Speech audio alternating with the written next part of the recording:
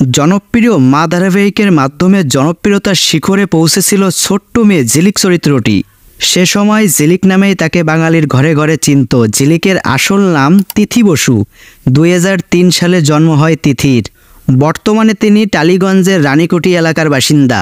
মাত্র 3 বছর বয়স থেকে অভিনয়ে হাতেখড়ি হয় তিথির। 2009 সালে মা ধারাবাহিকের মাধ্যমেই পরিচিত মুখ হয়ে ওঠেন তিথি বসু। মা ধারাবাহিকের জন্য ঝিলিক নাকি এপিসোড পিছু 7,000 টাকা করে পারিশ্রমিক পেতেন বলে জানা যায়।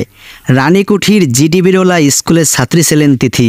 বর্তমানে অবশ্য স্কুল পাঠ শেষ করে আশুতোষ কলেজে ভর্তি হয়েছেন তিথি বসু ওরফে ঝিলিক। আশুতোষ কলেজে সাইকোলজি নিয়ে পড়াশোনা করছেন তিথি।